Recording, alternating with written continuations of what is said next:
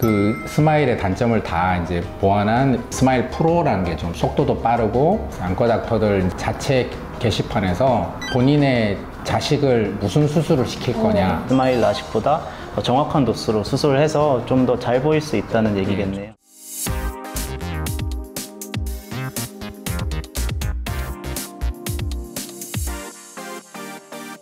안녕하세요. 저는 삼성안과 대표원장 김병진입니다.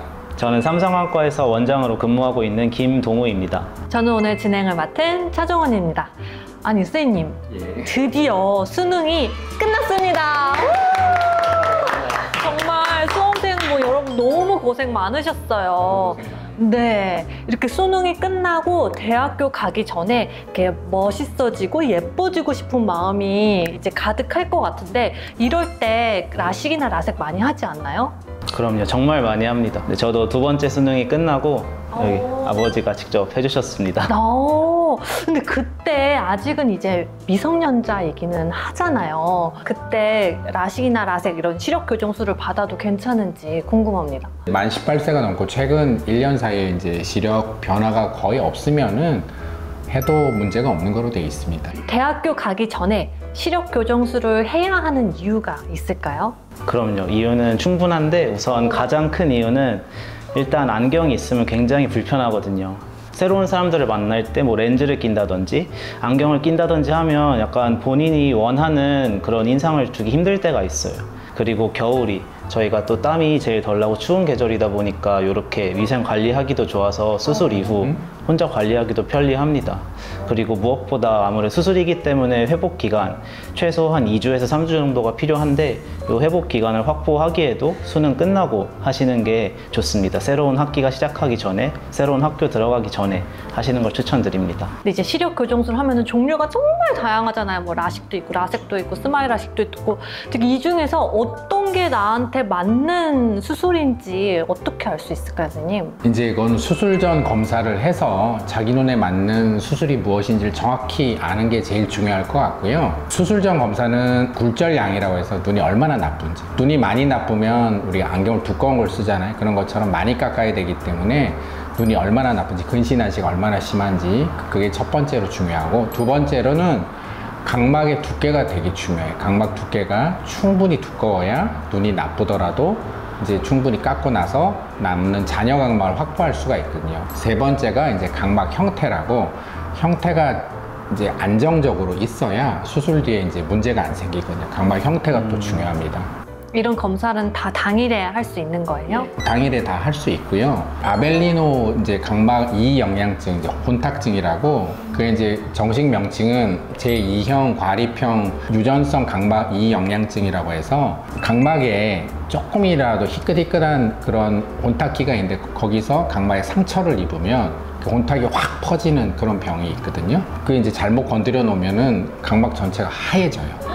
하얘지는데 위험한 거 아니에요? 뭐 절대 일어나서는 안 될 일이고, 그게 이제 동형 접합자라는 게 호모자이고트라는 거하고 헤테로자이고트 이형 접합자라는 게 두 종류가 있는데, 동형 접합자라는 거는 어릴 때부터 나오거든요. 그래서 가족들을 이제 검사해보면 알아서 그걸 제외할 수가 있는데, 이형 접합자인 경우에는 20살까지도 안 나오는 경우가 있어요. 그래서 그런 경우에는 꼭 유전자 검사를 해서 각막 혼탁 유전자가 있는지 없는지를 먼저 그 룰아웃을 해야 안전하게 수술을 할 수 있거든요. 실제로 이게 1000명 안팎에 1명 정도 나온다고 돼 있기 때문에 잘못 건드려 놓으면 각막이 하얘지거든요. 이게 큰일이기 때문에 아벨리노 각막 혼탁 유전자 검사는 미리 꼭 해보고 수술하는 게 안전합니다. 그럼 이런 유전 질환이 있으면 시력 교정술은 안 받는 게 그럼 좋은 건가요? 좀 희끗희끗한 정도로 조금 있으면은 각막을 이렇게 상처를 유지하는 수술이 있거든요. 그 안내 렌즈 삽입술이라고, 그거는 가능합니다. 그렇지만 라식이나 라섹이나 스마일 라식, 각막에 상처를 주면은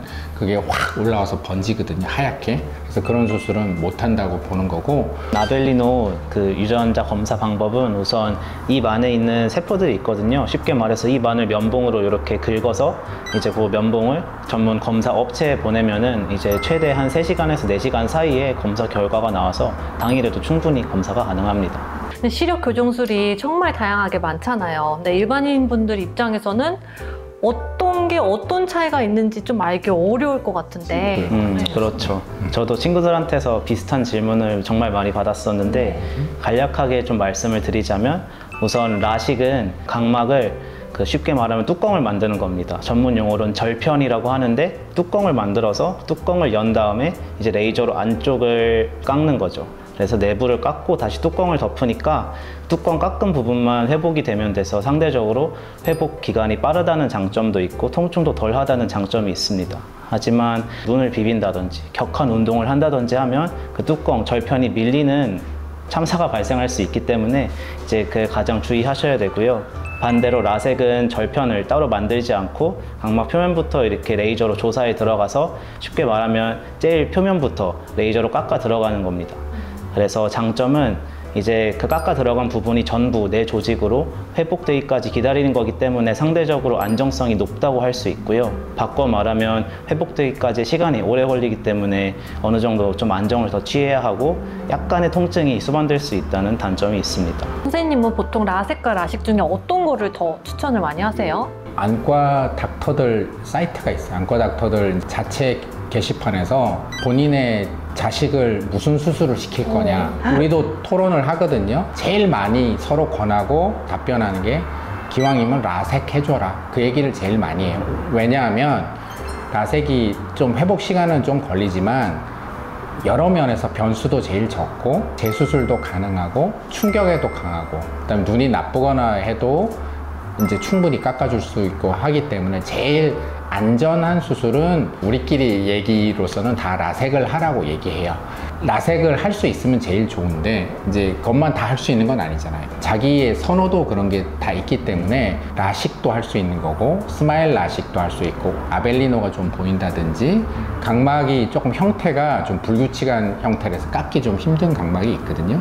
너무 눈이 나빠서 이제 라섹으로도 안 된 그런 눈은 또 안내렌즈 삽입술 이런 옵션이 있거든요. 스마일 혹은 클리어 라식이란 방식에 작게 열고 소개를 이제 레이저로 깎아내지 않고 femtoseconds 레이저로 이렇게 다다다다 조각해서 적당한 이제 두께를 빼내면은 웬만큼 이제 회복도 빠르고 충격에도 강하고, 그러니까 라식하고 라섹의 장점을 다 갖고 있거든요. 그래서 스마일이나 클리어 라식은 그런 또 장점이 있는 반면에 조각을 해서 빼내는 거기 때문에 각막이 앞뒤 두께가 필요하거든요. 그래서 너무 고도근시나 원시나 고도난시는 또 못하는 단점이 있어요. 정말 근시 도수가 높거나 한 친구들은 이제 각막을 깎아내는데 한계가 있기 때문에 보통은 이제 ICL을 고려를 하는 것 같더라고요. 반면에 이제 좀 충분하게 회복 기간이 있는 사람들은 라섹이나 라식을 고려하는데 대부분 라섹을 받으면 좀 많이 아프다는 이제 얘기를 많이 들어서 그런지 그래도 이제 스마일이나 혹은 클리어 라식을 선호하는 친구들이 제 주변에는 많았던 것 같습니다. 근데 스마일이랑 클리어랑 라식이 어떤 차이가 있는지 잘 모르겠어요. femtocho 레이저라고 레이저의 형태는 똑같은데 헤르츠가 높을수록 이렇게 섬세하게 깎이거든요. 근데 처음에 스마일 라식은 500Hz 밖에 안 됐고 앉아 있을 때 말고 누우면 눈이 회선이라고 이렇게 돌거든요. 근데 사이클로토전이라 그걸 잡을 수가 없었어요. 1세대 스마일은.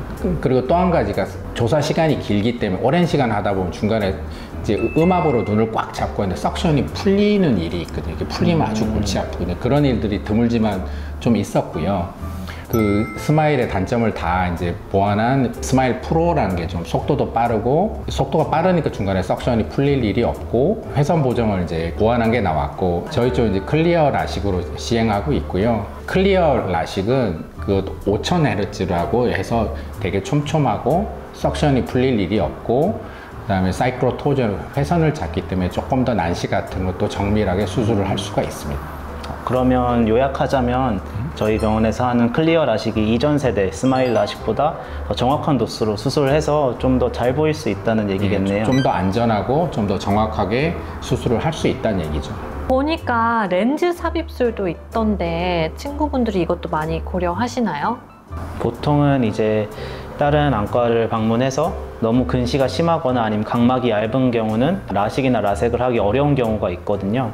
그래서 그때는 이제 안내 렌즈 삽입술, 영어로 말하면 ICL을 해야 된다고 얘기를 듣는 친구들이 많은데, 쉽게 풀어서 얘기하자면 눈 속에 아주 조그만한 안경 렌즈를 집어넣는 겁니다. 그래서 상대적으로 이제 수술 이후에 통증도 덜하고 이제 잘 보일 수 있지만, 반대로 이제 눈 안에 작은 안경 렌즈를 넣는 거기 때문에 나중에 렌즈 위치가 틀어지거나 아니면 눈 안에 압력이 높아진다든지 아니면 이제 그 안경 렌즈가 각막을 건드린다든지 하는 합병증이 생길 수가 있겠죠. 안내렌즈 삽입술은 각막이 너무 얇다든지 도수가 너무 높다든지 각막 자체가 잠복 원추 각막이 있다든지 혹은 아벨리노 각막 이영양증, 그거 각막 혼탁 유전자가 조금 있어서 그 깎기가 힘들다든지 그런 경우에는 ICL이 제일 좋고 ICL을 할 수밖에 없는데, 한 10년 동안 아무 문제도 없는 경우도 상당히 많고요. 그렇지만 눈 속에 렌즈가 있어서 제일 큰 게 뒤쪽에서 나는 방수의 흐름, 물의 흐름을 방해하거든요.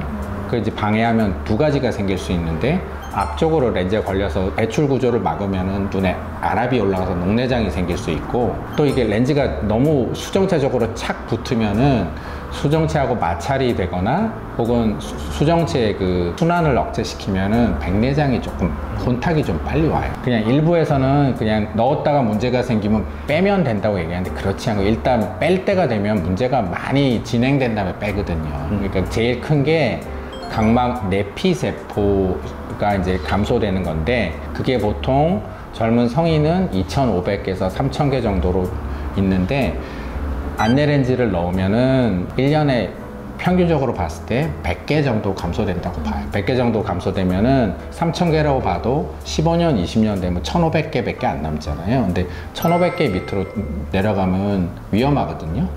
그래서 그때 되면 안내렌즈를 빼야 되고, 뺀 다음에는 그럼 내피세포가 다시 회복되냐? 그렇지 않거든요. 그러니까 그걸 회복시키려면은 각막 내피를 새로 이제 증식을 시켜준다든지, 최근에는 일본에서 젊은 사람 각막 내피를 이제 채취를 해서 배양을 하는 거예요. 젊은 건강한 각막 내피 세포를 이렇게 주사제로 만들어서 각막 내피 세포 이상이 있는 환자의 그 주변부에서 이제 마취라고 주사를 해서 엎드려서 한 3시간 정도 있으면 각막 내피 세포 거기 다 생착을 하거든요. 각막 내피 세포 이식을 하지 않고도 각막 내피 세포를 다 재생시키는 방법이 이제 최근에 다 일본에서 허가도 됐고 제품으로 나왔고, 한국도 이제 식약청 허가는 나서 한국에 이제 조금 있으면 제품이 나올 것 같아요. 그래서 이걸로는 앞으로 많이 해결이 될 것 같습니다. 사실 조금 무섭게 얘기를 하긴 했는데 이제 수술을 받고 별 문제가 없으면 저도 그렇고 이제 안과 잘 방문을 안 하게 되거든요. 그쵸. 하지만 그냥 정기적으로 뭐 1년에 한 번씩이라도 안과를 꾸준히 방문한다면,